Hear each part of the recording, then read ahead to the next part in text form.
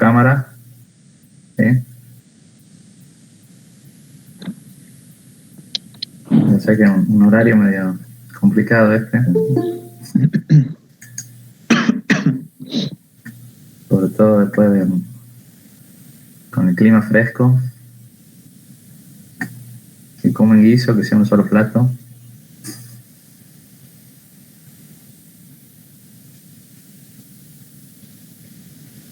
Bueno.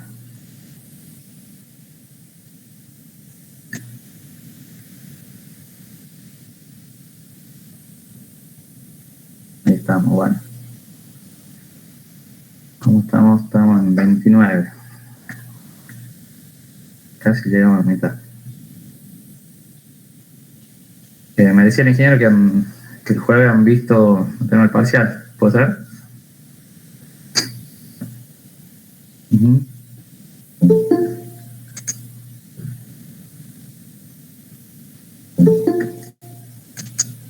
¿Cómo era al final? Me consultaban de la ecuación del sistema amortiguado. Al final, ¿qué les preguntaba?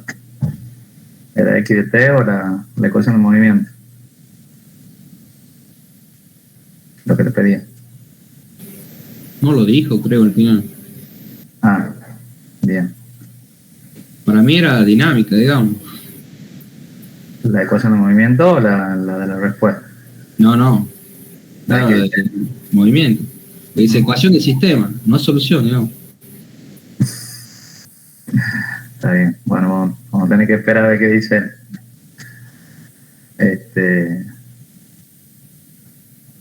Bueno, ya estamos casi en números. La clase de hoy vamos a empezar a ver la parte reglamentaria, digamos. Vamos a ver la parte 1 del reglamento IMPRES-CIRSOC 103. Ya les voy a mostrar, bueno, está dividido, digamos, en distintas partes, justamente porque la primera parte habla sobre las construcciones en general y tiene que ver con la evaluación de la acción sísmica, que es lo que vamos a ver en esta clase y la que viene. Y después las otras partes del reglamento ya son específicas del tipo de construcción que tengamos. O sea, estructuras de hormigón armado, estructuras de acero, de mampostería, en fin. Nosotros en la materia vamos a ver más que nada lo que es la parte 2, digamos, que tiene que ver con estructura de hormigón armado. Y bueno, hoy vamos a empezar con la primera parte. No tenemos todavía definido el enunciado del último práctico, digamos, que es el del edificio, pero si no es el miércoles, hasta el jueves seguramente lo vamos a mandar, así pueden ir avanzando. La idea es que vayan avanzando el práctico y vayan viendo cada parte del reglamento en forma paralela, así lo que van viendo lo van aplicando.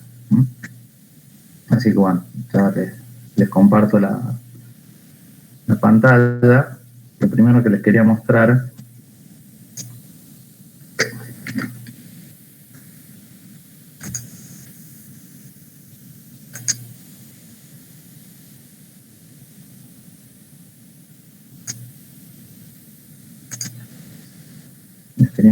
cómo va.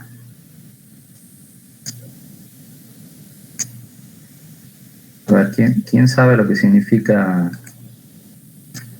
las siglas IMPRES y CIRSOC? ¿IMPRES? ¿Qué es? ¿Qué es el IMPRES? Instituto Nacional de Previsión Sísmica. Bien. ¿Y CIRSOC? Están googleando ya full. Está bien. Lo último es obras civiles, ¿puede ser? Ajá. ¿Cómo sería CIRSOC? Centro de Investigación de los Reglamentos Nacionales de la Seguridad para las Obras Civiles. Bien, perfecto, está muy bien. Bien googleado. Bueno, el CIRSOC, digamos que normalmente ustedes seguramente ya, si están cursando la materia metálica, también están viendo el CIRSOC 301 y demás reglamentos que tienen que ver justamente con la parte de estructuras metálicas.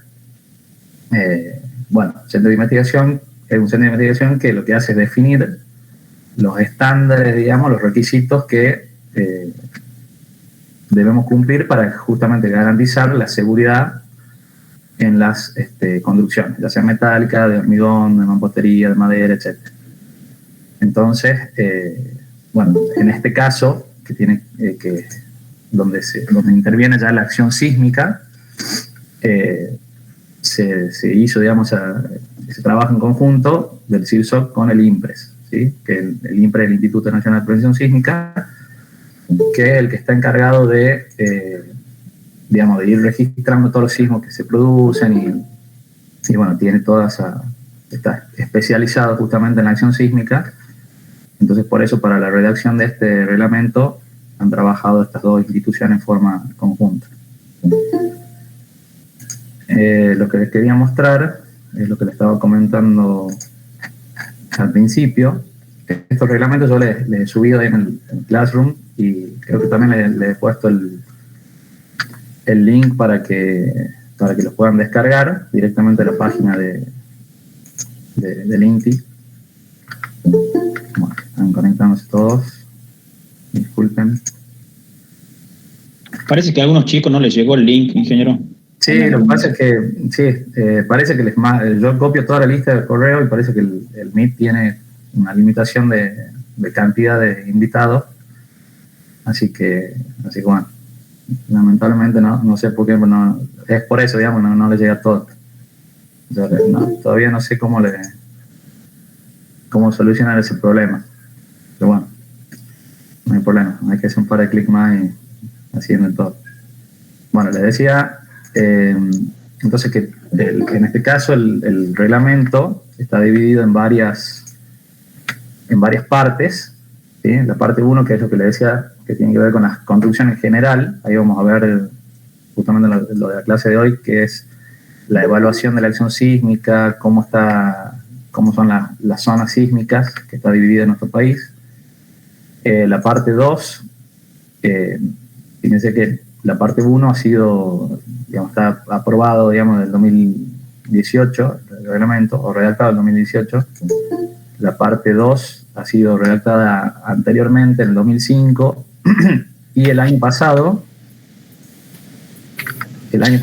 ha sido publicada ya fíjense que aquí dice proyecto de reglamento, ¿sí? Que ha sido publicado en el año 2020, y bueno, está en una instancia de discusión pública, se llama, es decir, lo que hacen es publicar este proyecto de reglamento y, digamos, se lo hace público para que todos los profesionales lo evalúen en las universidades y demás, y bueno, se haga todas las observaciones que correspondan, y después finalmente se termina aprobando, ¿sí? el reglamento. Así que bueno, estamos con digamos, la parte 2 vigente sería la del 2005, y bueno, vamos a ver, en realidad no ha cambiado mucho. Ahí lo que tiene buena, digamos, esta actualización del reglamento es que muchos comentarios aclaratorios se han incorporado dentro del reglamento, ¿sí? Normalmente uno tiene el reglamento y los comentarios del reglamento, entonces cualquier duda acude a esos comentarios. Acá, para este caso, han sido incorporados muchos comentarios directamente en el reglamento, así que para facilitar el uso. Después tienen la parte 3, que es de construcción de mampostería, y la parte 4, que es de construcciones de acero, ¿sí? Entonces, bueno, vamos a empezar con esta parte 1. Estoy olvidando de grabar la clase. Vamos a poner ahora.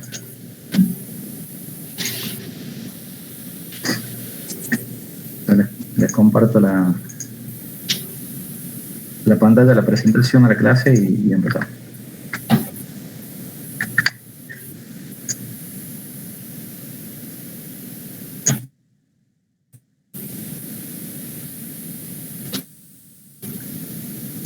Ahí está. Bien. Entonces, bueno, le decía que vamos a empezar con la parte 1 del reglamento INPRES 103.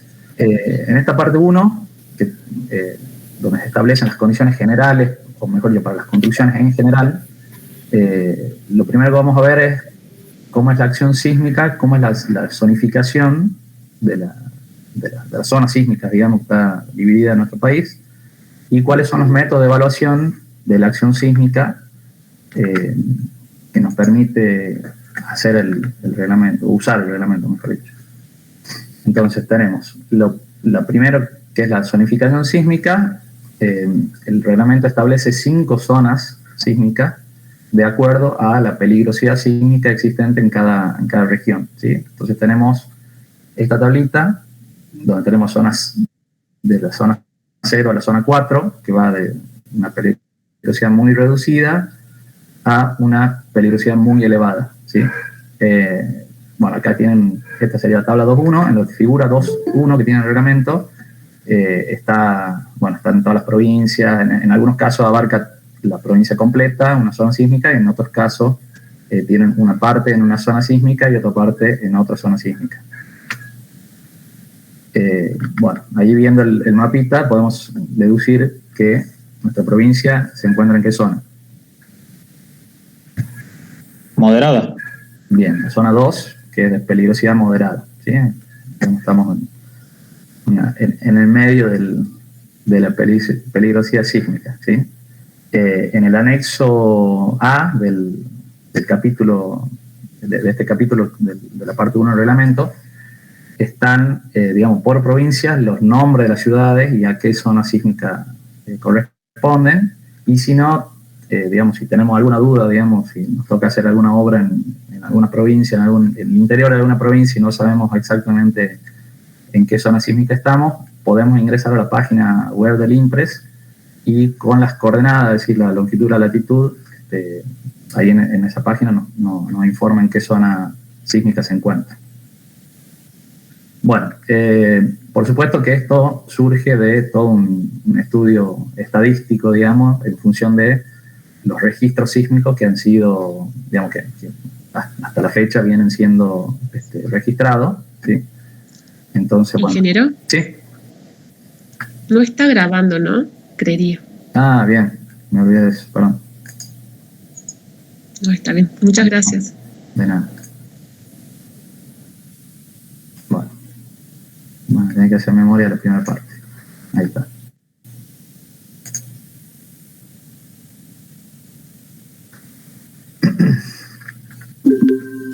Bien, volvamos aquí entonces. Diciéndose que lo primero que tenemos es esta zonificación sísmica, en la cual se divide el territorio nacional en 5 zonas, que van de la 0 a la 4, en función de la peligrosidad sísmica. Y bueno, tenemos distintas formas de averiguar en función de la ubicación de la obra o de la construcción a qué zona sísmica corresponde, ¿sí? Les decía que esta zonificación responde a todo un estudio estadístico en función de los registros de sismo que se vienen registrando en los últimos años, y también haciendo una comparación con otras zonas similares, ¿sí? Entonces, en función de eso se define la peligrosidad sísmica para cada uno de estos lugares, ¿sí? Obviamente que la zona de mayor peligrosidad se encuentra aquí en la zona 4, que está en color rojo, principalmente en las provincias de San Juan y Mendoza, pero bueno, como les decía, en algunos casos, algunos lugares de la misma provincia pueden corresponderse a una zona sísmica y otros lugares a otra zona sísmica, ¿sí? Bueno, en nuestra provincia, que está totalmente incluida en la zona 2 de peligrosidad moderada. Bueno, otra clasificación que se hace en el reglamento es de las construcciones, ¿sí? Que las clasifica según el destino y las funciones que van a tener.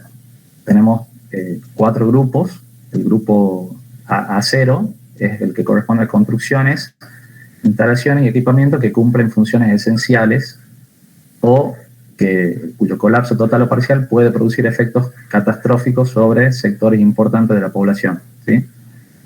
Por ejemplo, tenemos sectores radiactivos, depósitos de gases o líquidos inflamables, áreas esenciales de aeropuertos, hospitales, centros policiales y bomberos, en fin, todas son construcciones que tienen que seguir funcionando, ante la ocurrencia de un sismo, ¿sí? Fíjense que acá entre paréntesis está indicado lo que llamamos el factor de riesgo, que es el que afecta después a las pseudoaceleraciones para definir el espectro, y en este caso estamos multiplicando esas pseudoaceleraciones por 1,5, ¿sí? Es decir, estamos amplificando un 50% las que vienen definidas por defecto, digamos, en las ecuaciones del reglamento. Después tenemos el grupo A, que son construcciones o instalaciones cuyo colapso tiene gran repercusión debido a la ocupación o el uso de esas construcciones, ¿sí? Es decir, fíjense que tienen construcciones cuyo contenido es de gran valor o de gran importancia pública, construcciones de uso público de más de 300 metros cuadrados o que permitan la presencia de más de 100 personas. Como ejemplos tienen edificios de servicio médico, estaciones de radio y televisión, centrales telefónicas, oficinas de correo, edificios gubernamentales, escuelas, etc. ¿Sí? O sea, son edificios, construcciones de importancia, ¿sí? Pero no esenciales como los que están en el grupo AC. En este caso estamos amplificando la acción sísmica en un 30%, ¿sí? Fíjense que el factor es de 1,3.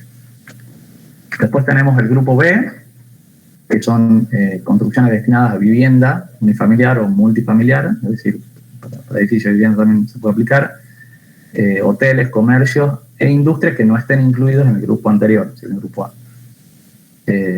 También son construcciones cuya falla puede afectar a una del grupo A, o también obras de infraestructura primaria que no estén incluidas en el grupo A, ¿sí? O sea que, digamos, sean de menor importancia que el del grupo anterior. Los parámetros, digamos, del espectro de diseño están definidos para el grupo B, que es el que normalmente van a utilizar, ¿sí? Para construcciones tipo vivienda. Y por último tenemos el grupo C, que son construcciones o instalaciones aisladas con ocupación inferior a 10 personas que no estén incluidos en los grupos anteriores, ¿sí? O que no afecten a construcciones que estén incluidas en el grupo anterior. Como ejemplo tenemos depósitos o casillas aisladas, establos, silos o tanques que estén apoyados en el suelo, ¿sí? Siempre que no se encuentren comprendidos dentro de las categorías anteriores. ¿Qué significa esto? Si tenemos un tanque de agua, ¿sí? o un depósito que está dentro de una escuela, bueno, tendremos que verificarlo con las condiciones del grupo A, ¿sí? Si bien es una estructura que puede parecer de menor riesgo, pero se encuentra dentro de una construcción que tiene cierta importancia, entonces, bueno, tendremos que afectarla con el factor de riesgo que corresponde. Bien, bueno, vamos a empezar a ver cuáles son los métodos de evaluación que tenemos disponibles, digamos, para la evaluación de la acción sísmica. Tenemos tres grupos, digamos. El primero es podemos hacer una verificación simplificada. Aquí les indico en qué capítulo del reglamento se encuentra. Y estos son procedimientos aproximados que se aplican a edificios comunes que están incluidos en los grupos B y C que veíamos recién. Bueno, cuya estructura sismo-resistente se compone exclusivamente de muros, ya sea de hormigón armado o de mampostería. En este caso, como su nombre lo indica, es bastante sencilla el cálculo de la evaluación de la acción sísmica. Directamente tenemos, base al periodo de la estructura, vamos a determinar un coeficiente sísmico de diseño y lo vamos a distribuir según las rigideces que tengamos de muros, ¿sí? Y después tenemos el método estático, en el cual se representa la acción sísmica mediante un sistema de fuerzas estáticas equivalentes, ¿sí? Que son horizontales, digamos, y proporcionales a las cargas gravitatorias y a la forma que suponemos que va a tener el primer modo, ¿sí? Ya hemos visto todo lo que es análisis modal y ya sabemos más o menos cuáles son los modos de respuesta que puede tener una estructura. Y este método, lo que sí tiene, al ser un método aproximado, fíjense que estamos representando una acción dinámica con fuerzas estáticas, ¿sí? Entonces, para usar este método, que es aproximado y conservador, tenemos que cumplir ciertas limitaciones relacionadas con la altura y con la regularidad. Las condiciones de regularidad, vamos a ver que tenemos dos tablas, digamos, una que tiene las condiciones de regularidad en planta y otra con las condiciones de regularidad en altura. Y por último tenemos la posibilidad de usar métodos dinámicos que se utilizan en general en las construcciones que no cumplen con los requisitos anteriores. Y en estos métodos tenemos disponible el procedimiento modal espectral o superposición modal espectral o análisis modal espectral, bueno, según el nombre que le quieran llamar. Ahora en este reglamento se llama procedimiento modal espectral, que, bueno, justamente es la superposición de los efectos que tiene cada modo. Ahí la superposición, ya lo vamos a ver en las próximas clases, tenemos distintas formas o criterios para superponerla, y en esa superposición sacamos una respuesta, digamos, o un efecto resultante para el sismo. Fíjense que se llama procedimiento modal espectral porque nos vamos a basar en el espectro de diseño para calcular cada respuesta o la respuesta de cada modo. Y después tenemos el procedimiento de respuesta lineal en el tiempo, que sería un análisis paso a paso, que es lo que hemos visto en el ejemplo de 3 pisos que habíamos desarrollado, para lo cual nosotros tenemos que hacer una selección de los acelerogramas que tienen que ser compatibles con la zona sísmica que nos encontremos, ¿sí? Vamos a ver cuando veamos este tema cómo se hace. Hay una cierta cantidad de acelerogramas que tenemos que usar como mínimo, y ese acelerograma tiene que cumplir ciertos requisitos en relación a el sitio, digamos, y a la zona sísmica que nos encontramos. Bien. Bueno, vamos a ver en la clase de hoy lo que tiene que ver con el método estático, ¿sí? Vamos a ver cuáles son las limitaciones y las condiciones que tenemos que cumplir. Entonces, conceptualmente, el método estático decimos que representa la acción sísmica por un conjunto de fuerzas horizontales que van a estar paralelas o van a ser paralelas a la dirección analizada y van a estar aplicadas en cada masa que compone la construcción, ¿sí? ¿Se acuerdan cuando hemos hecho el ejemplo de 3 pisos? Habíamos calculado los pesos de cada nivel para determinar después la masa de cada nivel, ¿sí? Entonces, en cada uno de esos niveles va a estar aplicada esta fuerza horizontal equivalente a la acción sísmica, ¿sí? Este análisis se realiza en 2 direcciones en forma independiente y supone que los desplazamientos y los movimientos torsionales en cada dirección están desacoplados. ¿Qué significa que están desacoplados? Que no se influyen mutuamente, ¿sí? Y digamos, la respuesta o el análisis lo podemos hacer en forma independiente en 2 direcciones. La excitación sísmica real produce desplazamientos y rotaciones en la estructura, como vemos acá en este esquema, y consideramos que bajo la acción de estas fuerzas estáticas equivalentes tendría iguales efectos, ¿sí? Esa sería la idea. Entonces tenemos una acción sísmica real y nosotros que produce estas deformaciones en la estructura, y nosotros suponemos que al aplicar estas fuerzas equivalentes vamos a obtener esa misma respuesta. Entonces, básicamente, si vemos esta sería la vista en planta de cada piso, ¿sí? Tenemos esto que está en línea de trazo, sería la posición de ese piso sin deformarse, y ante la acción de esta fuerza equivalente tendríamos traslaciones en 2 direcciones y la rotación, ¿sí? Estas rotaciones se pueden dar por qué efecto, ¿se acuerdan? Que habíamos visto en el ejemplo de un grado de libertad.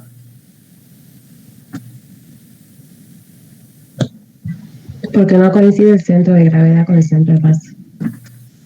Centro de rigidez, perdón. El centro de rigidez con el centro de masa, exactamente. Ahí podemos tener una excentricidad que lo que hace es generar esa torsión o esa rotación del piso, ¿sí?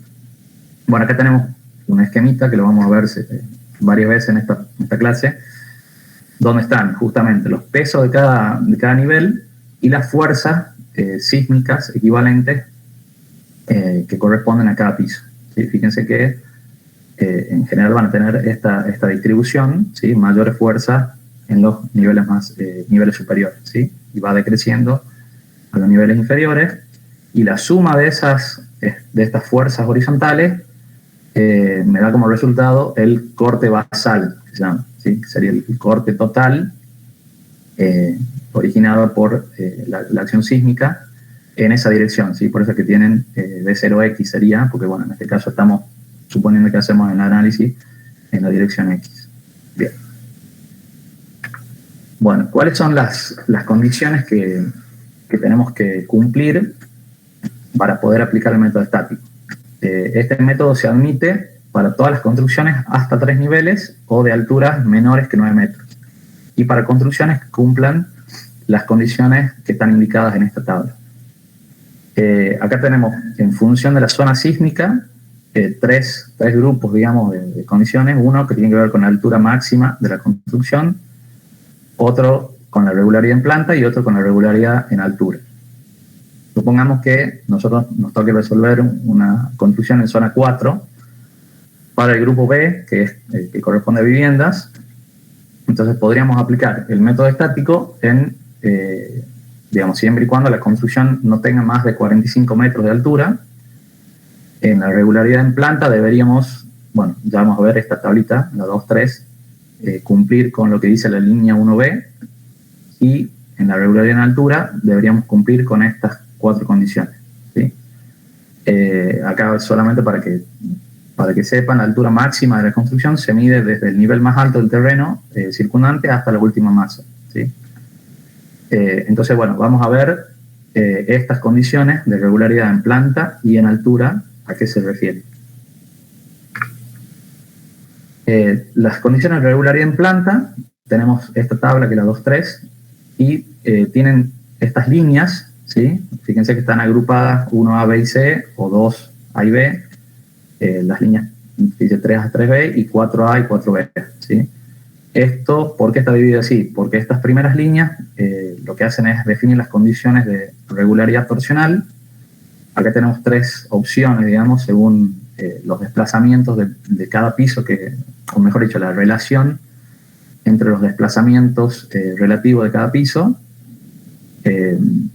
Fíjense que ya les voy a mostrar más en detalle cómo se determinan estos desplazamientos, pero podemos tener 3 condiciones, que sea torsionalmente regular o con una irregularidad baja, estructuras con irregularidad media, ¿sí? O estructuras que son irregulares, ¿sí? En el caso 1C.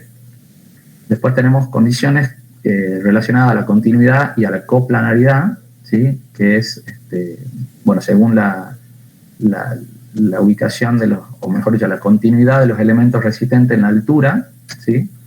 Es decir, cuando el esfuerzo se mantiene en un único plano vertical o no, ¿sí? Podemos tener estructuras que son irregulares cuando tenemos un desplazamiento, por ejemplo, de muros o de tabiques muy importante. Después tenemos condiciones de ortogonalidad o simetría, ¿sí? Eso es según la ubicación de los elementos resistentes, ya lo vamos a ver, así les queda más claro. Y también limitaciones en cuanto a las esquinas o entrantes que tienen en la planta de la estructura. ¿Sí? Vamos a ver ahí cuando tenemos entrantes que superan el 15% de la longitud en la dirección que estamos analizando, bueno, ahí tenemos la condición de irregular, ¿sí? O sea, ya deja de ser regular y pasamos a la condición de irregular. A ver, ¿por qué piensan ustedes que se le exige estas condiciones de regularidad para poder aplicar el método estático? Vamos a ver.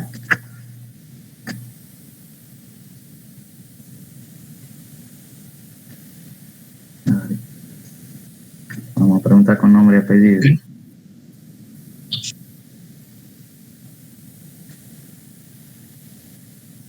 A ver. Moisés, Gemsi. No te veo en la cámara.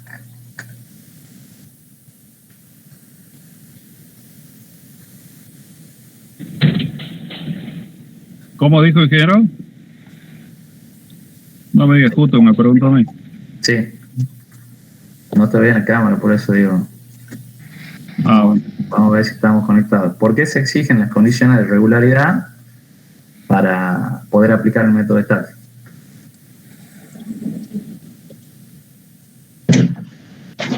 Ingenieros, ¿serán por las simplificaciones, digamos, que hace el método? Ajá, sí, tiene que ver con eso. ¿Y tendrá algo que ver para la formación de rótulas plásticas o no? En realidad, les exigen las condiciones de regularidad para poder cumplir con lo que veíamos en la primera diapositiva. ¿Sí? O sea, lo que estamos haciendo es suponer que la estructura se va a deformar, digamos, o va a tener esa deformada similar a lo que es el primer modo de vibración, ¿cierto? Cuando tienen estructuras irregulares, esa configuración, ese modo de oscilación, no necesariamente se va a cumplir, ¿sí? Podemos tener, quizá que el primer modo sea torsional o tengamos, digamos, diferentes rigidez en el piso, entonces podemos tener algunos problemas al suponer esto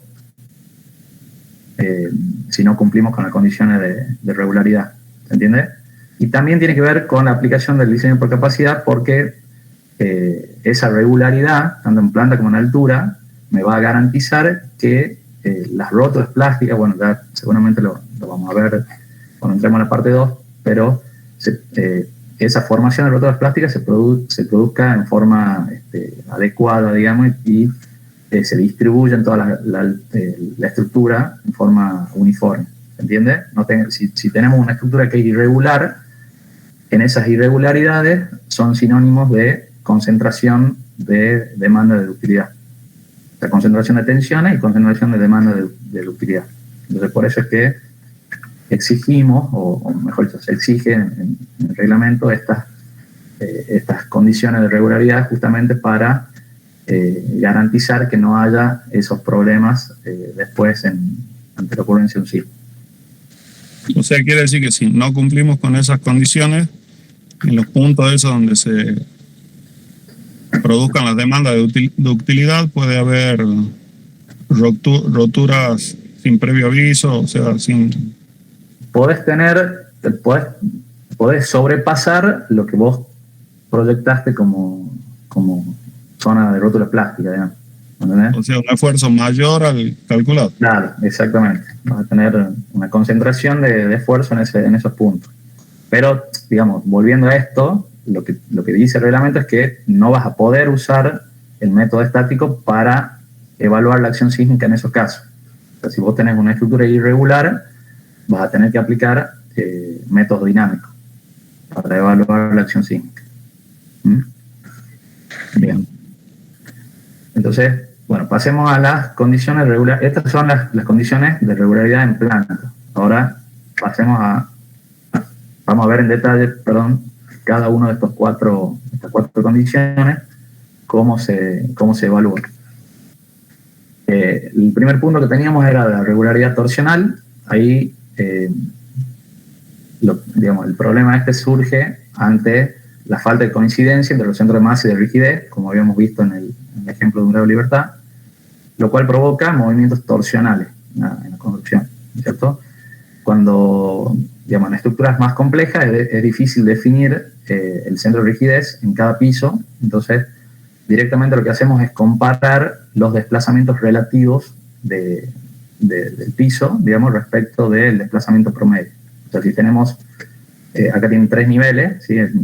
Por ejemplo, estamos analizando lo que pasa en el nivel K, vamos a tener un desplazamiento mínimo y un desplazamiento máximo, desplazamiento relativo, fíjense, al nivel anterior, y un desplazamiento medio, que se mide acá.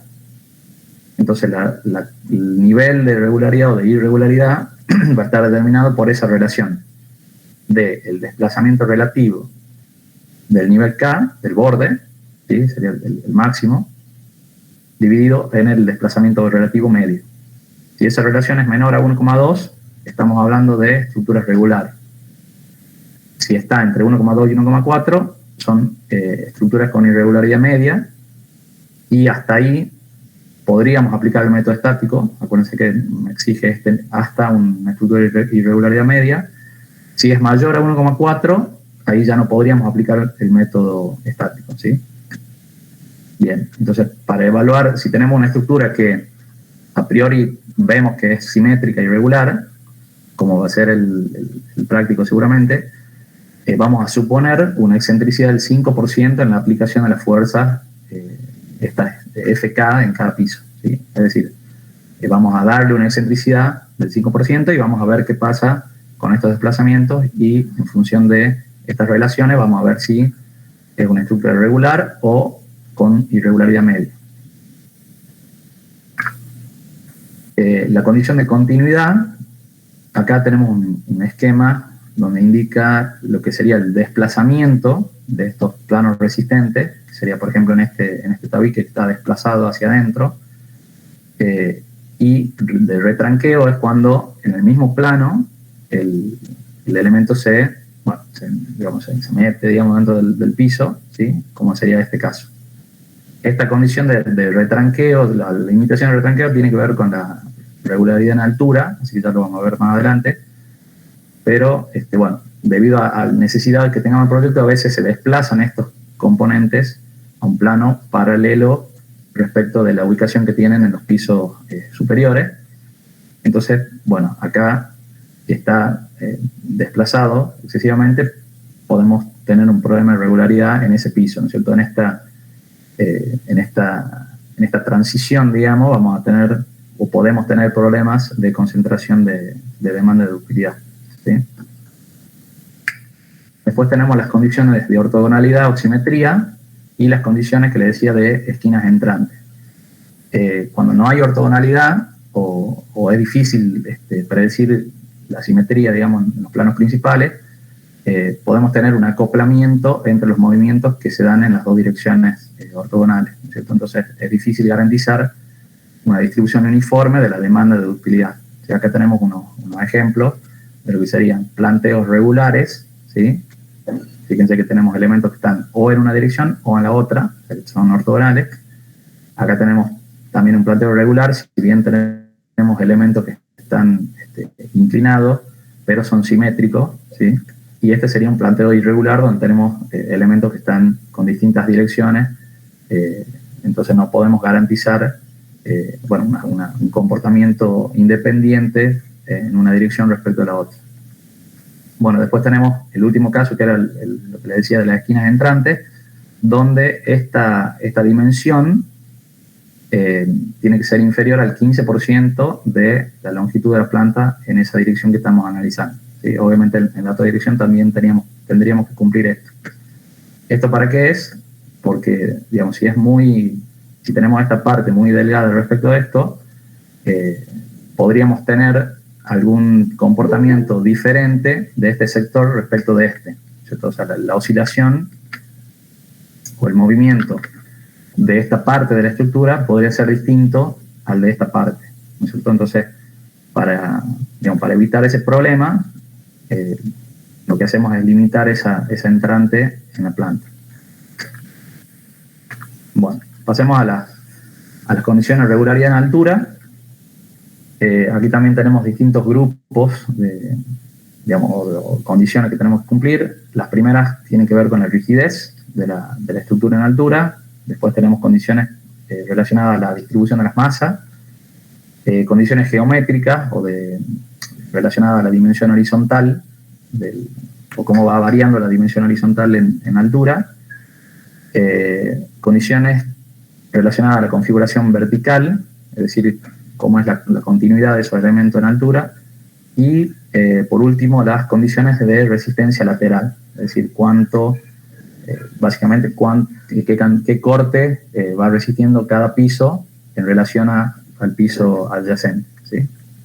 Entonces, la primera condición de rigidez, de regularidad de rigidez, acá lo que me dice es que puede ocurrir que la altura o las dimensiones que tengamos en los componentes de un piso sean diferentes de un piso a otro, ¿sí? Entonces podemos tener un problema de piso flexible, que se llama, donde tenemos una gran concentración de deformación, ¿sí? en un solo piso, ¿sí? Este es un modo de falla indeseable, ¿sí? Cuando veamos todo lo que es el mecanismo de colapso, cuando empecemos a ver el diseño por capacidad, este mecanismo es un mecanismo indeseable, ¿sí? Porque concentra toda la deformación en un solo piso, ¿sí? Normalmente podemos tener ese problema en la planta baja, en la cual generalmente no tenemos muro de cerramiento por una cuestión de generar locales comerciales y demás. Van a haber muchos edificios que tienen, incluso la planta baja es de mayor altura, entonces, bueno, tenemos una rigidez distinta, digamos, de lo que es ese piso en relación al piso superior, ¿sí? Entonces, para evaluar la regularidad de rigidez, lo que hacemos es comparar los desplazamientos relativos en los pisos adyacentes, ¿no es cierto? Entonces vamos a tener que, por ejemplo, el desplazamiento medio del piso K, ¿sí?, tiene que ser menor o igual a 1,4 del desplazamiento del nivel superior, de K más 1, fíjense. Eso para que clasificar esta construcción como una estructura regular.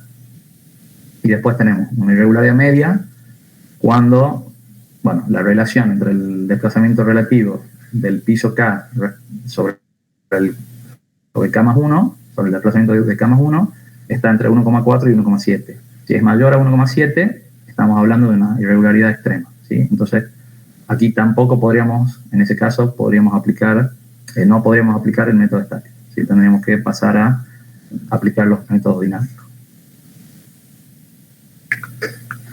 En cuanto a la regularidad de masa, lo que me exige el reglamento es que la diferencia, digamos, entre la masa o el peso, mejor dicho, de un piso respecto del anterior, no haya una diferencia mayor al 30%, ¿sí? Fíjense que está entre 0,7 y 1,3 la relación de W sub K dividido en WK más 1, ¿sí? Es bastante sencilla la verificación.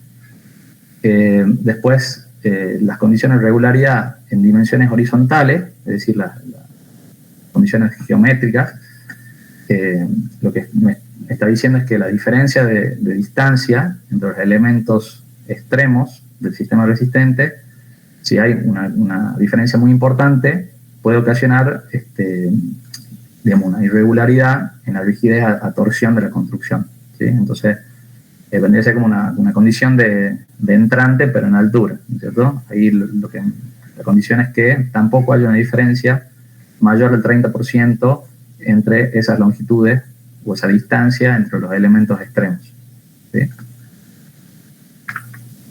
Y lo que tiene que ver con la configuración vertical, tenemos dos condiciones, digamos, que se cumplen. La continuidad de las dimensiones, es decir, que los componentes son uniformes o bien las dimensiones van creciendo de arriba hacia abajo, como tienen acá en este esquema, y la continuidad de configuración, que el retranqueo que tienen esos elementos no sea superior a la longitud del elemento, ¿sí? Esta sería, digamos, las condiciones en las cuales se cumple la regularidad, y estas serían en las cuales no se cumple. Fíjense que acá tenemos, si bien este elemento, este tabique, por ejemplo, tiene dimensiones uniformes, pero no llega hasta el último piso. Tenemos una interrupción acá. En este caso tendríamos las dimensiones, digamos, que no van creciendo de arriba hacia abajo, sino que tenemos diferencias en distintos pisos. Y en este último caso no estamos cumpliendo con la continuidad de configuración porque el retranqueo que tiene este elemento es mayor a la longitud del elemento, ¿sí?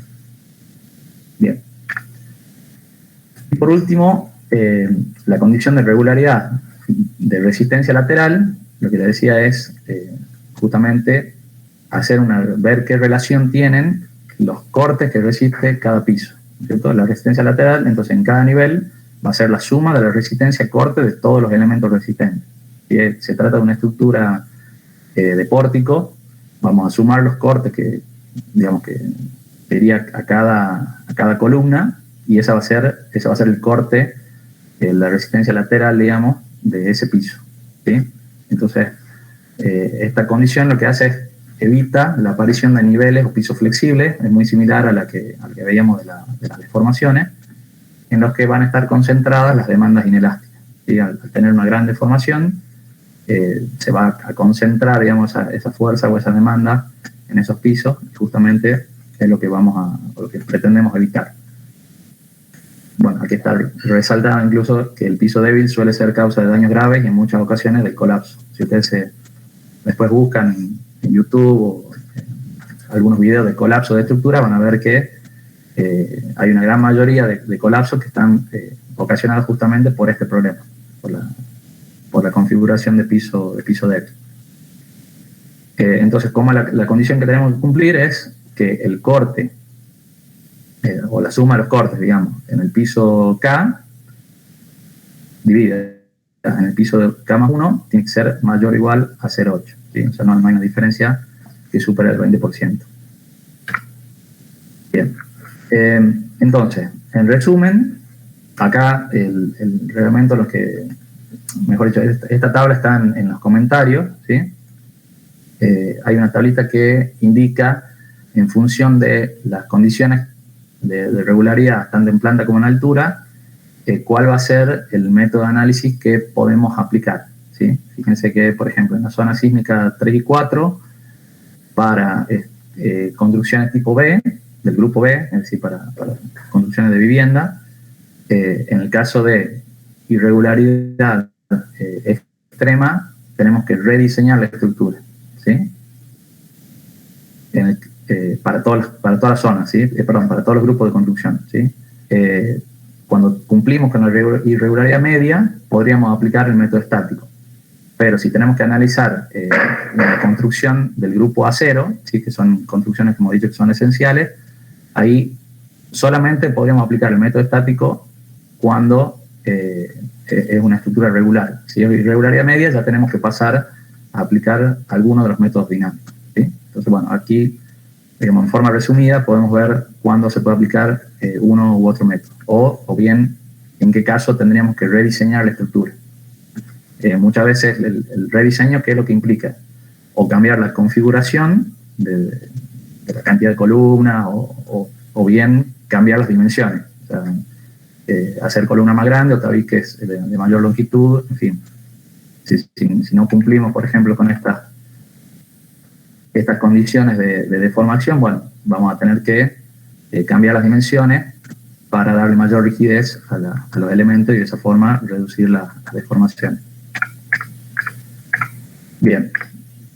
Vamos a ver cómo es la aplicación del método estático, ahora ya digamos, más numérica, digamos, cómo sería el procedimiento. Hemos dicho entonces que el método es un sistema de fuerzas horizontales equivalentes que van a estar aplicadas en cada piso o en cada masa, y el procedimiento está resumido acá en estos 11 pasos.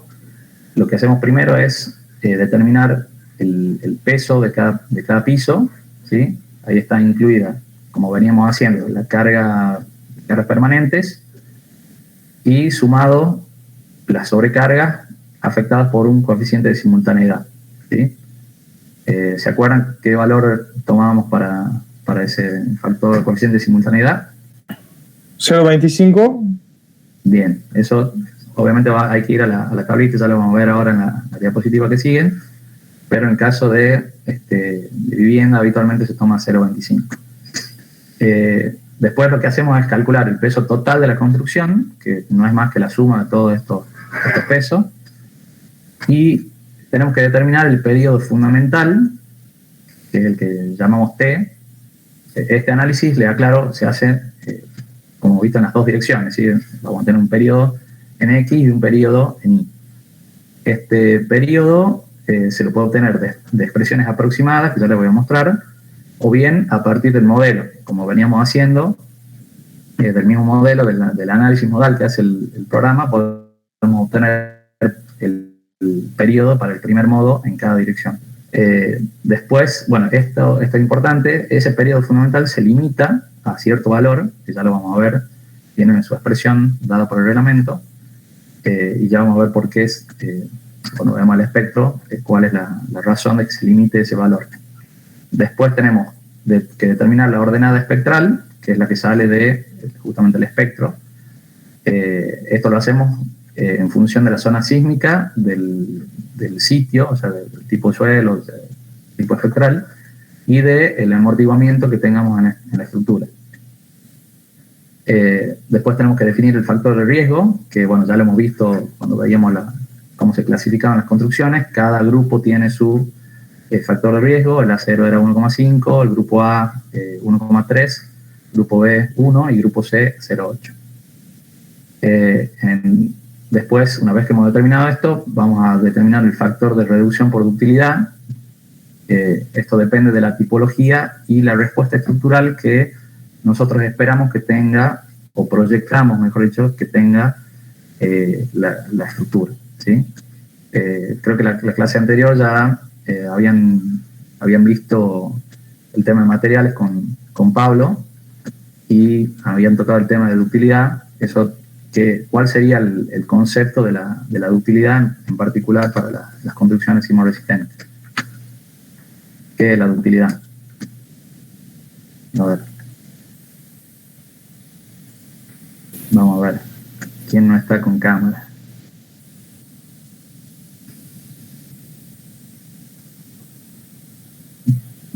Nancy Villalba. A ver. Contame, Nancy, ¿qué es la ductilidad?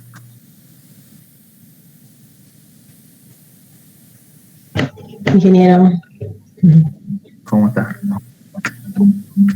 Bueno, yo creo que a mayor ductilidad es como que la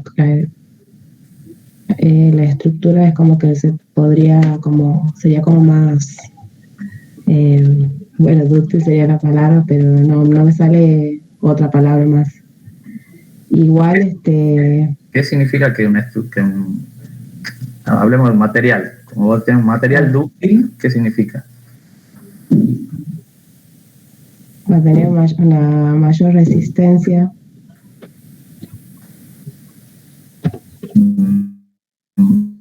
Más que con la resistencia, ¿con qué tiene que ver? Ingeniero, con la deformación, con la capacidad de deformarse. Claro, tiene que ver más con la capacidad de deformarse. Sin romperse, sería. Sí, estamos hablando antes de la rotura, ¿no es cierto? Sí. El caso típico de una respuesta de materiales que tenés una primera parte que tenía un comportamiento como Elástico. Bien. Vos llegás a un límite de ese comportamiento elástico. Y al límite de resistencia, sí. Y después, ¿qué tenés? Plástico. Bien. Un comportamiento plástico en el cual las deformaciones que vos tengas en esa etapa o en esa parte de la respuesta van a ser ¿cómo? Ya no van a ser lineales, digamos. Uh-huh. Van a ser permanentes. Por eso claro, van a ser permanentes, sí. Un plástico de deformaciones permanentes. Quiere decir que esas deformaciones ya van a quedar en la estructura. Sí. ¿Y por qué es importante la ductilidad para el diseño sísmico? Es lo que le ha comentado Pablo. Claro, no estuve en la clase anterior. Ah, bueno. Bueno. Y repasa ahí el video entonces. Bueno. A ver. Franco Bravo. Sí, ingeniero. ¿Cómo estás, Franco? ¿Qué tal? ¿Vos estabas en la clase de Pablo o no? No estuve en clase pasada, ingeniero. Vendimos el jueves. Bien, bueno. Están anotados entonces para la pregunta de la próxima clase. A ver.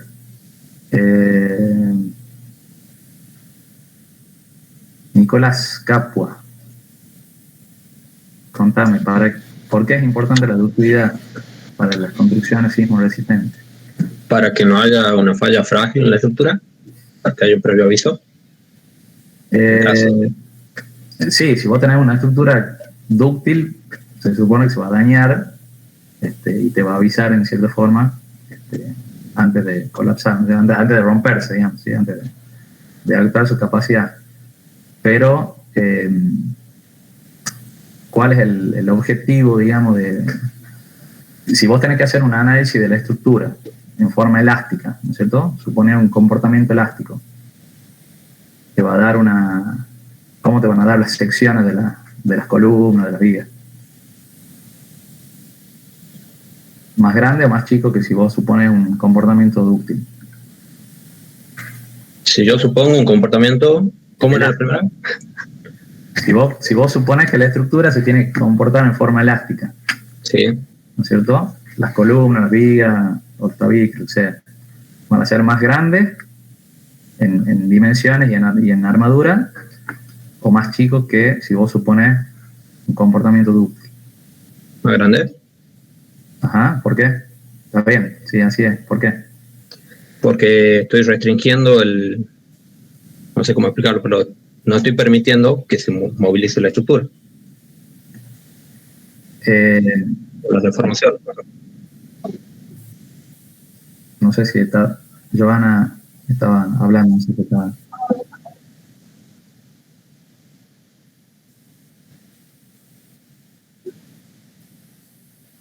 En realidad la deformación, vos para una misma deformación, a ver si tengo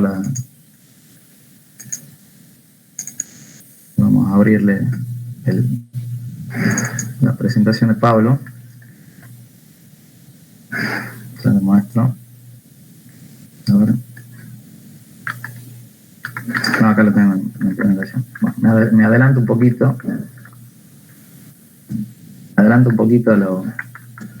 Lo que vamos a ver. Pero la respuesta sería esta. Vos tenés para una misma deformación, supone que estás acá, en el punto rojo. Tu estructura, para una misma deformación, si vos supones un comportamiento elástico, vas a tener esta resistencia requerida, que cumplir con esta resistencia requerida, ¿sí?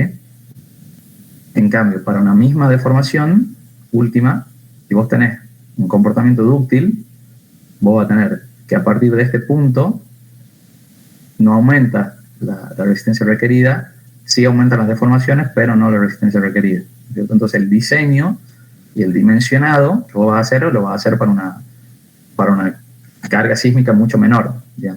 Esa sería la idea y la importancia de la reducción por ductilidad, ¿sí? ¿Estamos? Bien. ¿Está claro? Ingeniero, Sí. y eso es indiferente a que me saque de servicio la estructura. O sea, puede ser que no colapse, pero sí puede ser que la saque de servicio. Exactamente. Y me has hecho acordar que les iba a mostrar primero cuál es el objetivo del reglamento. ¿Cuál es el objetivo del reglamento? Que no colapse. Ajá. Que no colapse en forma total ni parcial, ¿sí? Pero, o sea, con el fin de garantizar que no haya pérdida de vidas humanas, ¿sí? Esto no me garantiza, ahí está incluso fíjense en la parte 1, perdón, esto no lo estoy, no compartí el PDF.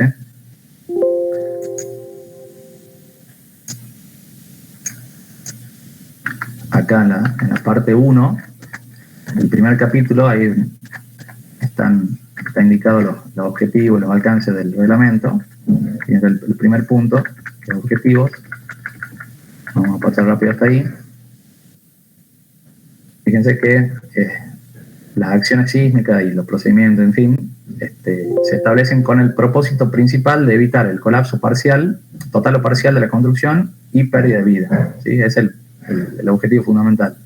No se establece como objetivo limitar los daños ni mantener las funciones de las construcciones luego de la ocurrencia del terremoto, ¿sí? Es decir, puede quedar inutilizada la construcción si es que ocurre el sismo de diseño, pero lo que estamos exigiendo sí o sí es que no colapse, ¿cierto? Para garantizar que no haya pérdida de vida humana.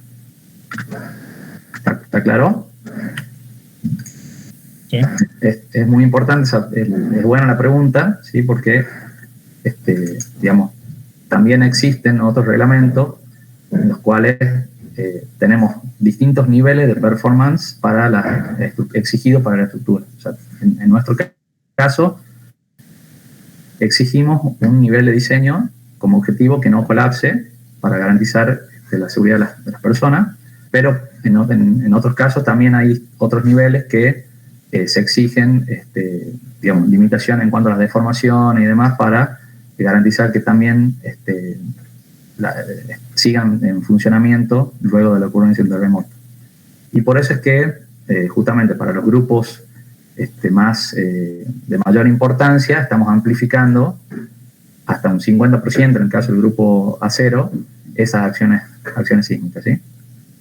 Justamente para que sigan funcionando ante la ocurrencia de un sismo. Bueno, volvamos a la presentación.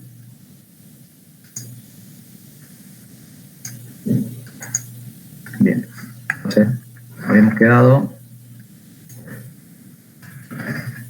acá en este resumen del procedimiento. Esta reducción por ductilidad, digamos, va a salir de definir un factor de reducción R que depende, como les decía, de la tipología y de la respuesta estructural que nosotros esperamos, ¿sí? Vamos a ver que tenemos la posibilidad de suponer una estructura que se comporte en forma elástica, o que tenga una ductilidad completa, o un caso intermedio que se llama de ductilidad limitada. Y depende de la tipología porque, bueno, tendremos distintos factores R, si se trata de estructuras que tienen tabiques o tienen pórticos, o si son de acero o de mampostería, en fin. Hay una tabla donde están establecidos todos estos factores en función de las distintas tipologías de estructura. Bueno, una vez que definimos esto, podemos determinar el coeficiente sísmico de diseño con la letra C, y que tiene que ser mayor o igual a un valor mínimo. Ya vamos a ver, esto también está establecido con algunas ecuaciones en el reglamento, y tienen expresiones que dependen del valor del periodo, si es mayor o menor a T2. T2 es uno de los periodos característicos del espectro. Ya vamos a ver cuáles son las expresiones para calcularlo. Después, una vez que conocemos el coeficiente sísmico de diseño, podemos calcular el corte basal, que era lo que yo les mostraba acá, que es el corte B0, que es el coeficiente sísmico multiplicado por el peso total de la construcción que tenemos acá. Después, en función del corte basal, vamos a distribuirlo en altura y vamos a determinar cada una de estas fuerzas equivalentes que van a estar concentradas en cada piso. También hay distintas expresiones según el valor del periodo que tengamos. Después vamos a ver si hay o no efectos torsionales. ¿Sí? Acá va a entrar en juego la excentricidad accidental, que va a depender de lo que veíamos en las condiciones de regularidad. Si tenemos regularidad en planta, regularidad torsional, digamos, si es regular, o tenemos irregularidad media o irregularidad elevada. ¿Sí? Ahí tenemos distintos valores para esta excentricidad. Y por último, lo que tenemos que hacer es verificar las distorsiones de piso respecto de unos valores límites que están establecidos en el reglamento. La distorsión de piso, ya lo vamos a ver seguro, pero se calcula como la diferencia, o sea, el desplazamiento relativo de cada piso dividido en la altura de cada piso. ¿Sí? Eso ya les voy a mostrar ahora en las diapositivas cómo es el cálculo. Bueno, este primer punto ya, bueno, seguramente ya lo saben hacer. O sea, decíamos que el peso de cada piso considera las caras permanentes. Ingeniero. Sí. Disculpe una duda, ya lo comentó. Vemos que, o sea, el ejemplo tiene como varios pisos, pero lo dijo usted que como que máximo hasta 3 pisos de reglamento. ¿Bajo algunas condiciones se permite hacer más o es solamente a forma ilustrativa el dibujo? No, sí lo podés usar en más pisos. Lo podés usar siempre volvamos a esa diapositiva. El método estático se admite para todas las construcciones hasta 3 pisos, ¿sí? Y de altura menor o de altura menor que 9 metros, ¿sí? En ese caso, no tenés ni siquiera que evaluar estas condiciones, ¿sí? Y además, para construcciones que cumplan las condiciones de esta tabla, ¿no es cierto? Si vos tenés más de 3 niveles, ahí tenés que evaluar estas condiciones, ¿sí? Ah, perfecto. Se supone que ¿y cualquier? ¿Cómo? O sea, que 3 niveles pueden ser de cualquier irregularidad que tenga la planta, todo eso. No, tienen que ser regulares también, pero se supone que van a ser más regulares que una estructura, o se pueden dar, digamos, el efecto de la irregularidad va a ser mucho más, digamos, significativo en construcciones de mayor altura, de más de 9 metros de altura o más de 3 niveles. Ah, bien. Bien. Ingeniero, ¿y cuál es la altura mínima de nivel que se tiene según el reglamento? Ahí tenías una tabla donde está en realidad en la altura mínima no tenés una limitación de altura mínima, sino de altura máxima. ¿Sí? Acá, disculpen los ruidos, están trabajando acá en fondo casi. Tenés la altura máxima en función del grupo al cual corresponde la construcción. Pero la altura mínima no tenés una limitación. Bien. Entonces, por ejemplo, en la provincia de Tucumán, si vos quisieras aplicar el método estático, que sería zona sísmica 2, para un edificio de vivienda, por ejemplo, podrías aplicarlo en un edificio de hasta 60 metros de altura. ¿Sí? Siempre y cuando cumpla con todas las otras condiciones de regularidad en planta y en altura. ¿Sí? Bien ahí, gracias. No, nada. Bien, pasemos entonces, estamos viendo acá cómo era la aplicación del método estático. Entonces, la determinación de los pesos, bueno, esto ya lo hemos visto en un ejemplo. Para un peso lo que hacíamos es considerar una zona de influencia que se tomaba la mitad del piso superior y la mitad del piso inferior, ¿sí? Y de esa forma, bueno, calculamos los pesos de viga, de losa, de las columnas hacia arriba y hacia abajo, de las mamposterías o tabiques, bueno, según el planteo de estructura que tengamos, ¿sí? Entonces vamos a calcular los pesos de cada uno de estos pisos y después calculamos el peso total como la suma de estos W, ¿sí? Acá tenemos la tablita esa que les mencionaba de los factores de simultaneidad. Acá, bueno, está la expresión completa con la sobrecarga de uso y también la sobrecarga que pueden tener por la acción de la nieve. Entonces, bueno, seguramente vamos a trabajar con estos dos términos y vamos a ver según la probabilidad de ocurrencia de sobrecarga cuál es el factor que corresponda, ¿sí? Después, lo que le decía del periodo fundamental, tenemos disponibles estas ecuaciones para determinarlo en forma aproximada, ¿sí? O bien podemos obtenerlo del mismo modelo que hagan ustedes en el programa. Acá fíjense que las ecuaciones son bastante similares a lo que habían resuelto para sistemas de un grado de libertad, ¿sí? Acá tenemos las expresiones para estructuras en general y para edificios regulares de n pisos. Aquí únicamente ponemos de datos, digamos, necesitamos de datos los valores para el último nivel. Esa es la diferencia con respecto a esto. Bueno, ya sea de una forma o la otra, determinamos el periodo fundamental. Acuérdense que hacemos el análisis en dos direcciones y lo tenemos que comparar con un valor límite, o sea, un límite superior. ¿Por qué es que limitamos el valor del periodo? Acá tenemos un esquema de lo que sería el espectro de diseño. Fíjense que cuando el periodo crece mucho, ¿sí?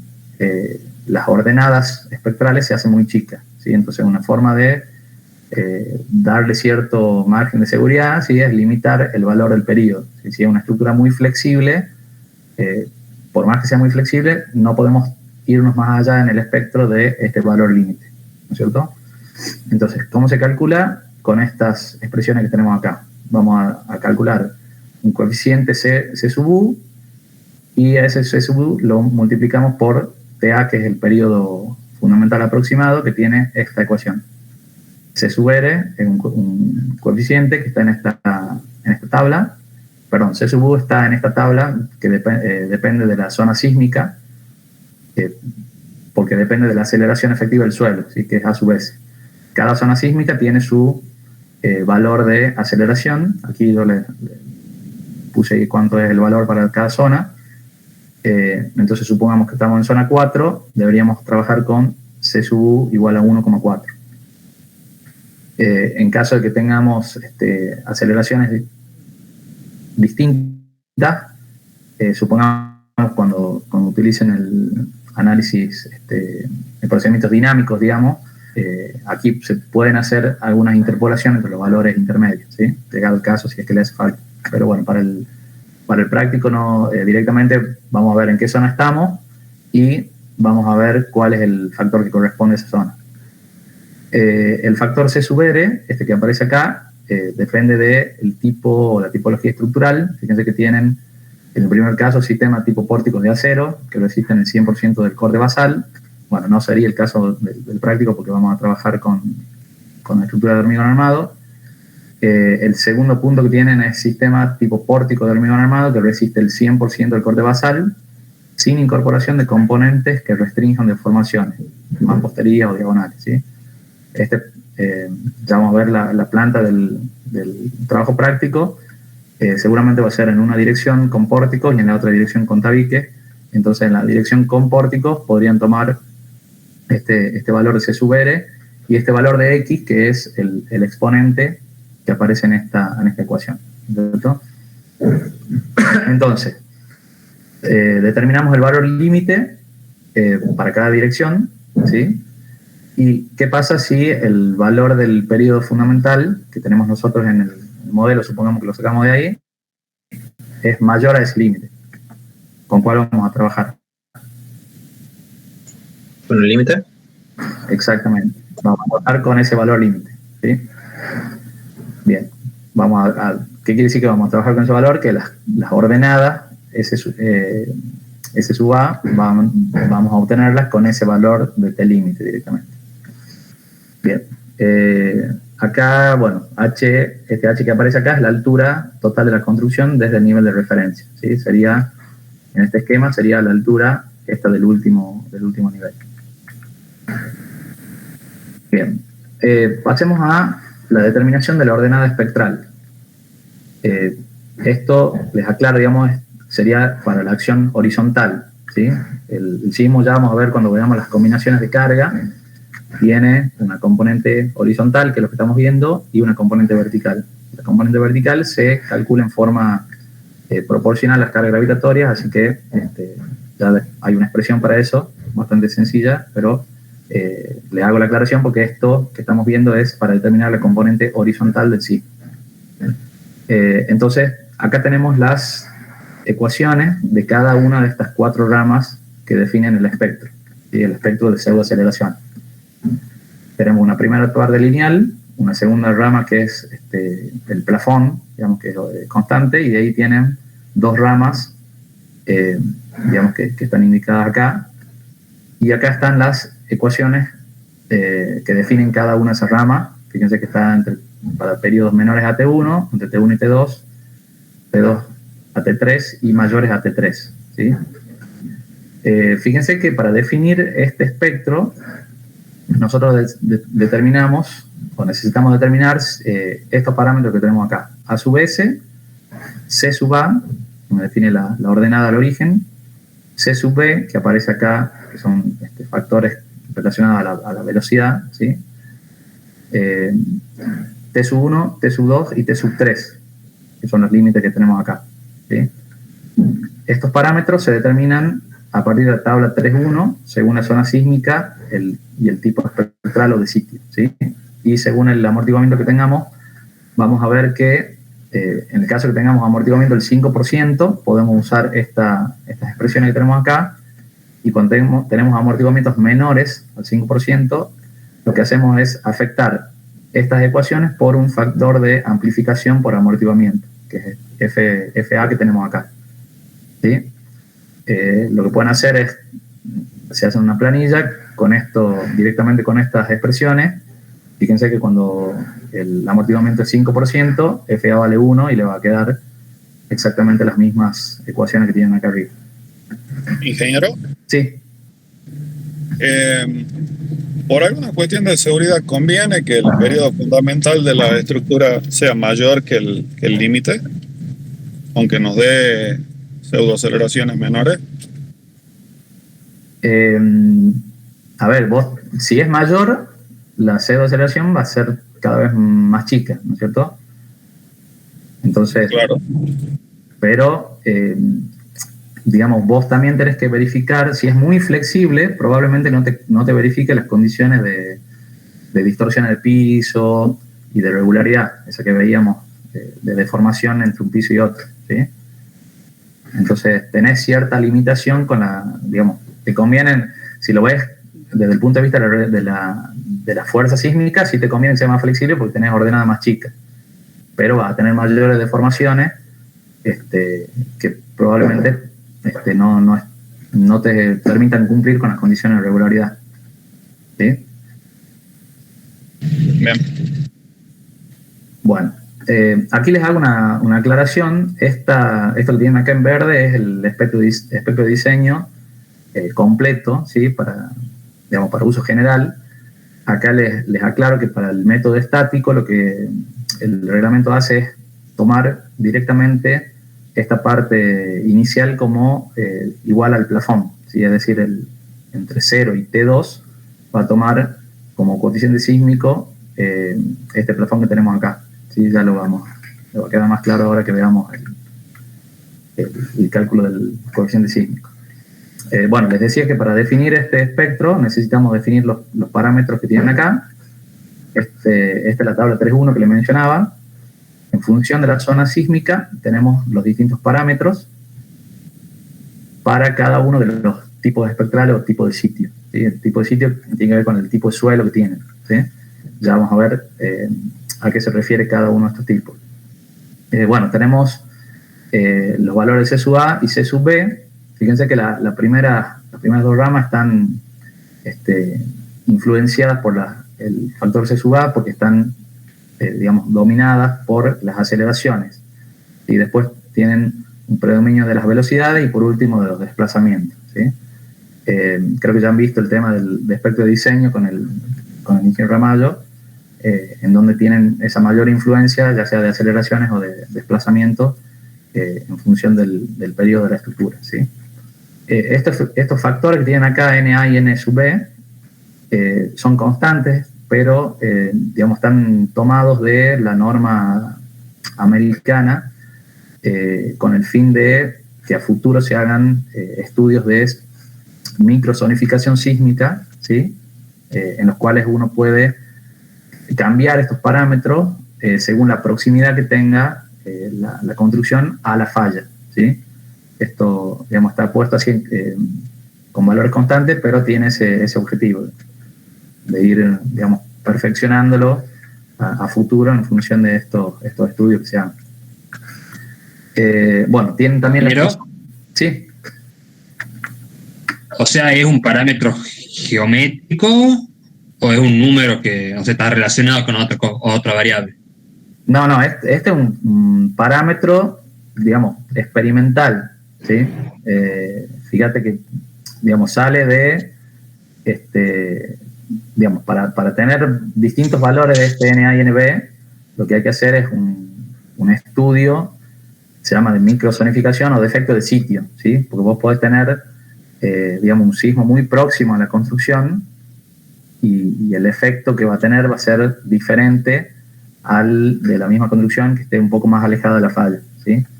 Entonces, como no hay ese tipo de estudios, ese nivel de detalle en los estudios de nuestro país, lo que se ha hecho es tomar estos valores constantes hasta que se puedan definir cómo varían estos factores según esos parámetros, ¿no es cierto?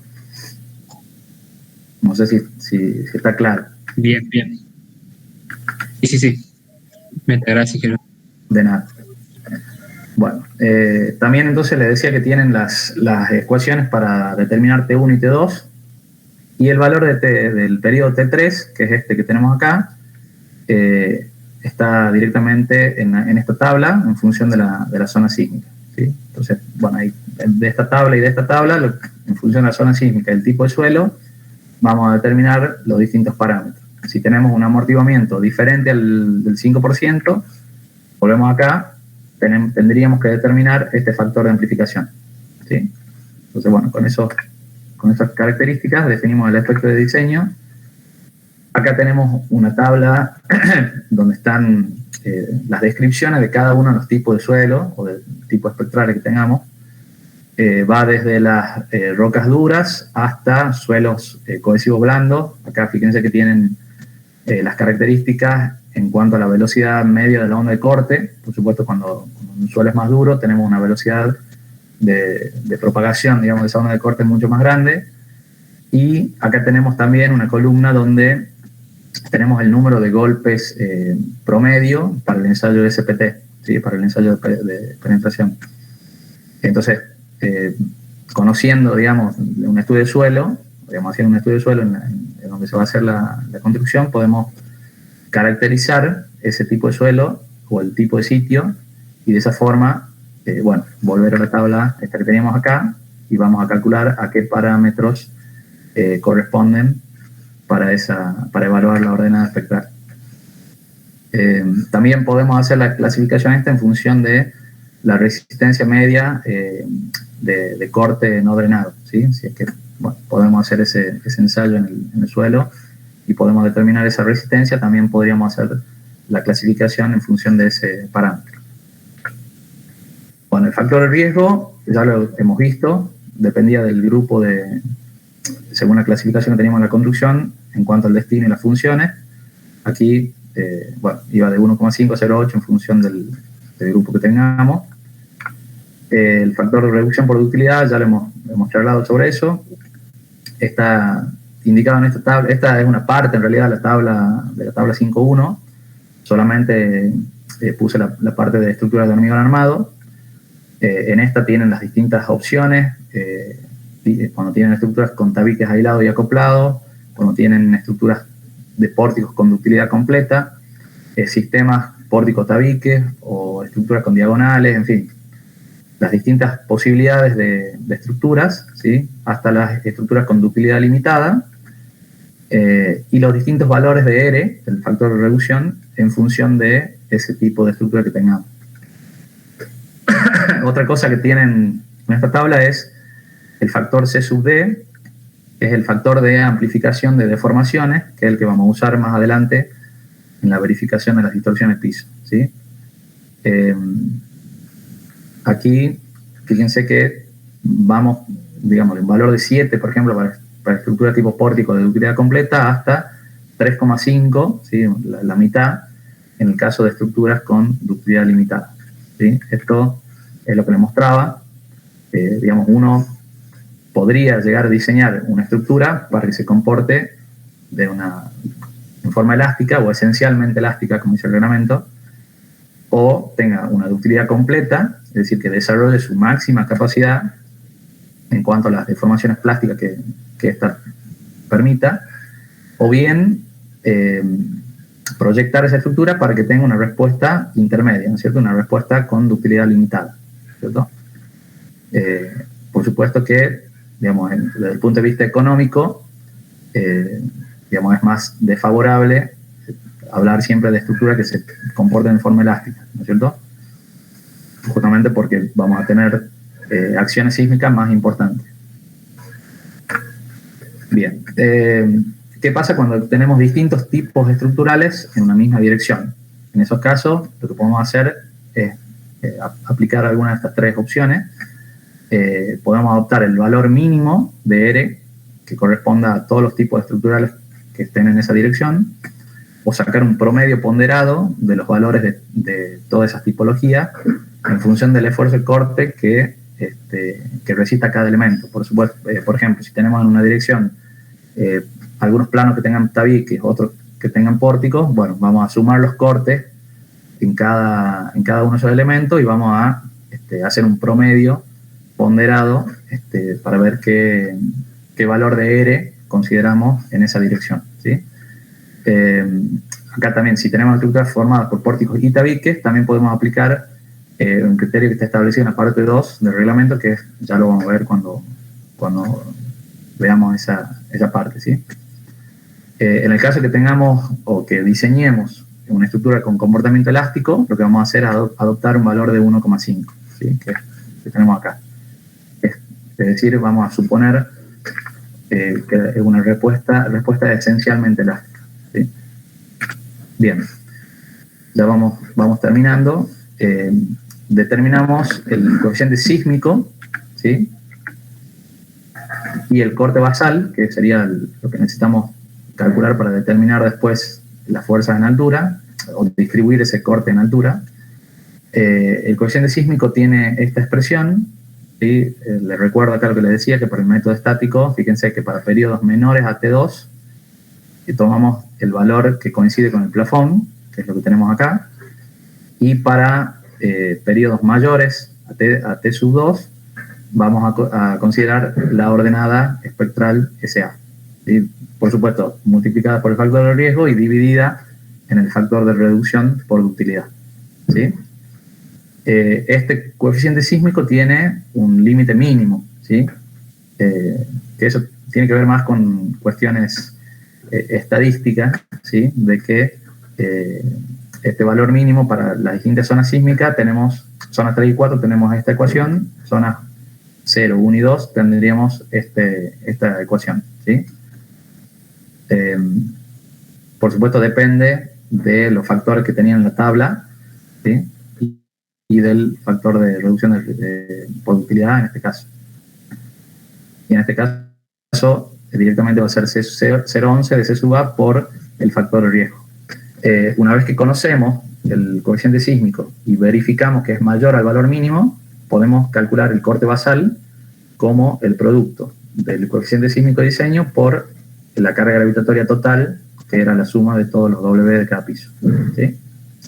Entonces ahí podemos determinar el corte basal B sub 0. Una vez que conocemos B sub 0, vamos a distribuir ese corte, como les decía, en cada uno de estos pisos, ¿sí? ¿Cómo se hace? Se aplica esta ecuación o estas según el periodo T sea menor o mayor a 2T2, ¿sí? A este periodo T2 que tenemos acá. Si es menor a 2T2, directamente las fuerzas en cada nivel, o sea, la F sub K, se calculan como el peso del nivel K por la altura del nivel K.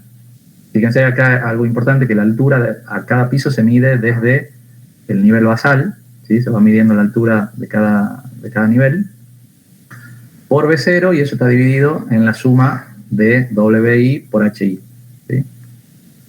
En el caso de que tengan estructuras más flexibles, es decir, cuando superamos el valor de 2 veces T2, para las masas intermedias, es decir, en este caso sería de la 1 a la 4, la podemos calcular las fuerzas con esta ecuación, y para la masa del último nivel, la determinamos con esta expresión, ¿sí? Vamos a hacer un poco más grande, digamos, la fuerza en el último piso.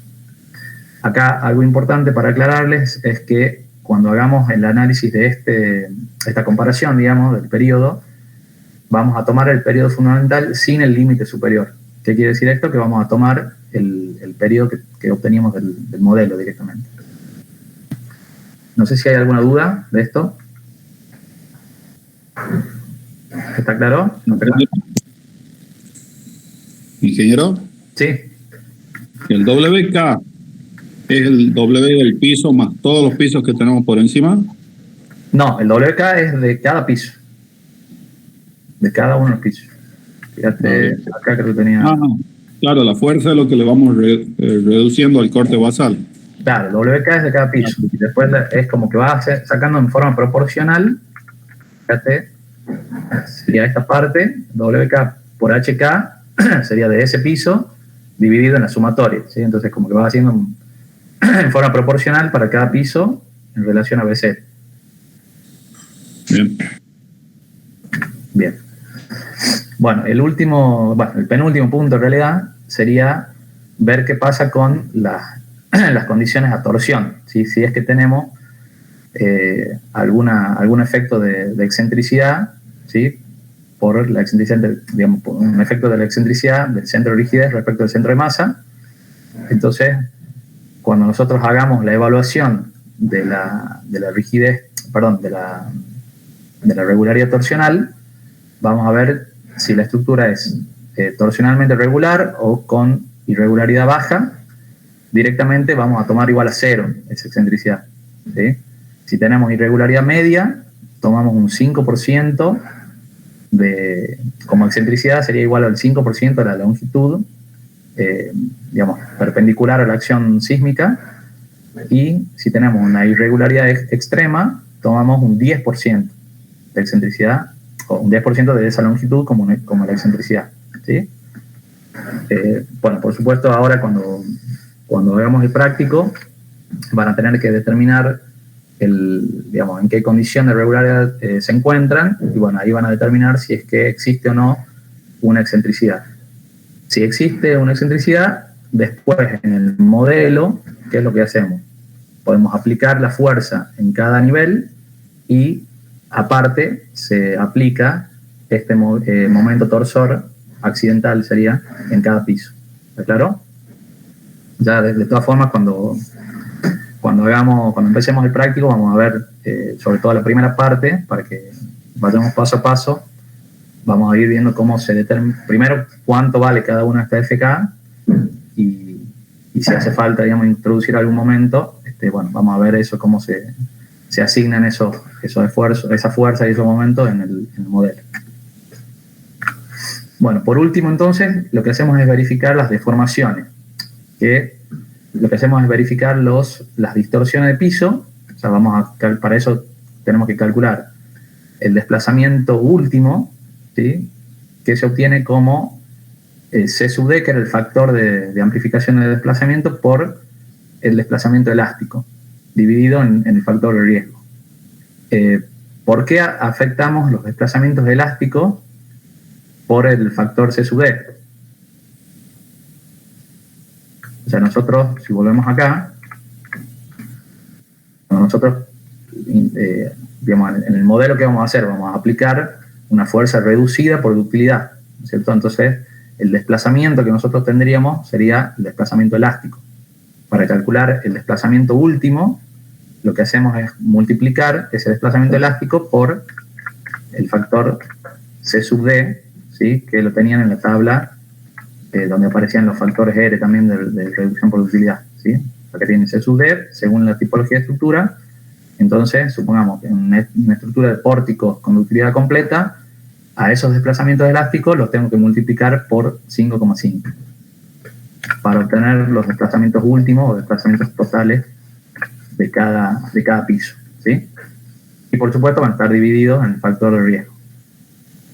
¿Por qué van a estar divididos en el factor de riesgo? Porque al calcular los desplazamientos elásticos, yo había multiplicado por el factor de riesgo, entonces, digamos, es como que estoy, digamos, dividiendo para anular el efecto ese de ese factor. Después, ¿cómo hacemos para calcular la distorsión de piso en el nivel K? ¿No es cierto? Por ejemplo, en este nivel, lo que hacemos es la diferencia de los desplazamientos totales, la dividimos en la altura de cada piso, ¿sí? Acá le hago la aclaración, la altura sería la altura de cada piso en forma independiente, ya no es la altura desde la base, ¿sí? Por eso es que aquí tienen H sub SK, porque es la altura del piso que estemos analizando. Es decir, la distorsión del piso es la relación entre el desplazamiento relativo y dividido en la altura del piso.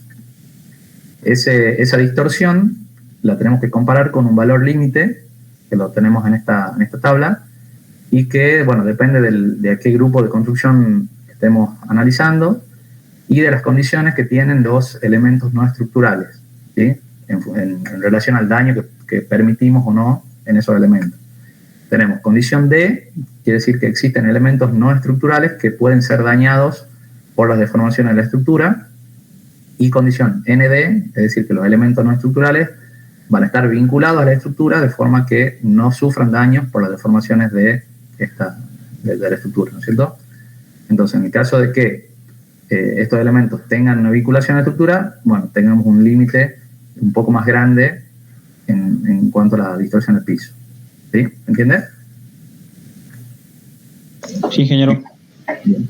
Bueno, creo que sí, ahí estamos. O sea, el último tema. Entonces, si volvemos acá, digamos, para la aplicación que ustedes van a tener que hacer en el trabajo práctico, por ahí este va a ser el resumen de los pasos que tienen que seguir, ¿no es cierto? Ya seguramente le va a quedar más claro ahora cuando empiecen a aplicarlo, ¿sí? Pero de todas formas yo le voy a subir ya esta presentación para que lo tengan disponible. Bien. Bueno, no sé si hay alguna pregunta. Ingeniero, los D elásticos salen después de analizar con todas las fuerzas, ¿verdad? Es como analizando método de la fuerza, las deformaciones, sacamos esos elementos. esos desplazamientos van a salir de la aplicación de la fuerza sísmica únicamente, ¿sí? Esa es una buena pregunta. A ver, vuelvo a compartir la pantalla. Estoy compartiendo. Bien. O sea, los desplazamientos que vas a verificar acá, elástico, van a salir de la aplicación de las fuerzas sísmicas únicamente, o sea, del estado de carga donde vos pongas las fuerzas sísmicas nada más, ¿cierto? ¿Y esos valores que los sacamos del programa? Sí, eso van a salir del modelo directamente. Sí, vos vas a ir viendo, digamos, va a generar un estado de carga que se llame sismo en X, suponete. Entonces vamos a determinar en ese estado de carga, vas a asignar la fuerza en cada piso y después vas a determinar en cada nivel los desplazamientos, ¿no es cierto? Desplazamiento elástico. Después, bueno, habrá que multiplicarlos por este factor para sacar los desplazamientos últimos y después hacer este cálculo que tienen acá. Bien, pero perfecto. Claro que es de nada. Esos desplazamientos solamente se evalúan para el estado de carga de la acción sísmica, que es pura, digamos. Bueno. Bien. Bueno. ¿Otra duda? ¿Está claro o no? Ingeniero, ¿y hacer el paso va a garantizar que se cumplan las verificaciones al final o no? ¿Qué verificaciones? Las últimas, las de los límites dados por la tabla, la del paso 11. La del paso 11 está relacionada con las condiciones de regularidad. En realidad lo que estás verificando ahí es que no tengas una concentración de demanda en esos pisos. Por eso que tenés el límite de la... perdón, no estoy presentando.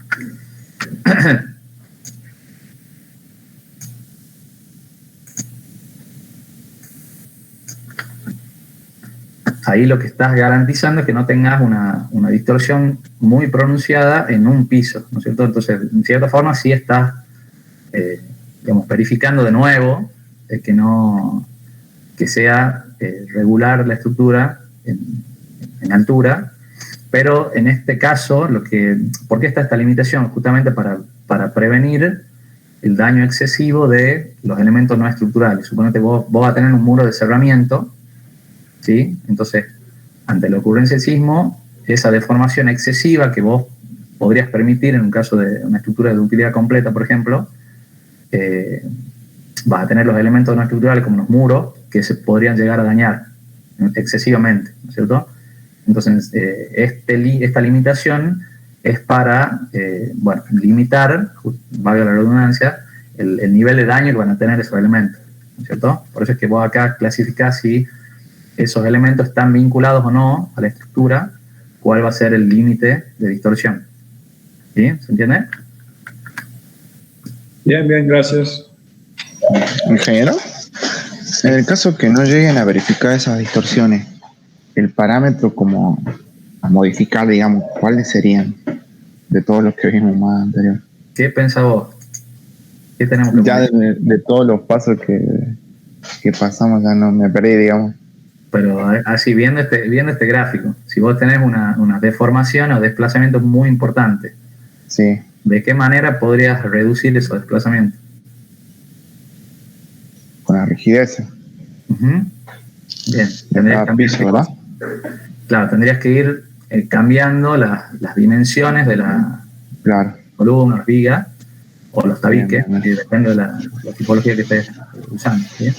O sea, tendrías que hacer más rígida la estructura en esa dirección para que no tengas estos desplazamientos muy excesivos, digamos, y superes los límites. Bien. O de configuración regular, o sea, va a quedar, digamos, fijo eso, digamos. ¿Cómo? Lo de que tipo la configuración que sea regular, digamos, una vez que verificamos eso no podemos seguir tocándola, digamos. Y lo que pasa es que si vos aumentás, digamos, la rigidez, se supone que lo vas a hacer en forma uniforme en toda la altura del edificio. Claro. Entonces, en cierta forma, si volvés a hacer la verificación de regularidad, seguramente va a seguir cumpliendo. Bien. Un beso. De nada.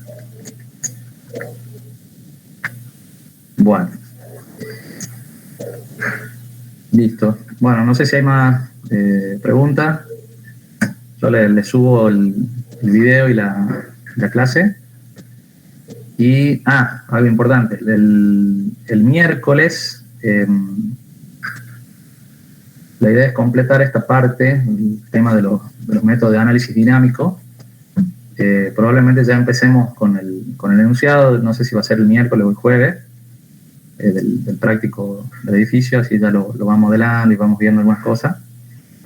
Lo que ha quedado pendiente es la presentación del ejemplo de los n grados de libertad. ¿Se acuerdan que habíamos hecho el ejemplo de los 3 pisos?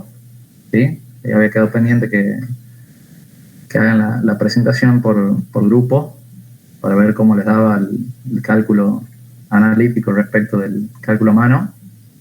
Así que bueno, no sé, ¿se animan para el miércoles? Rendimos el jueves, ingeniero, ¿puede ser otro día, por favor? ¿Qué rinde el jueves? Vías 3. Ajá, ¿a qué hora rinde? Tercer parcial a la mañana. Bien, bueno, entonces... O sea, salimos a la hora de esta clase, más o menos. Está bien.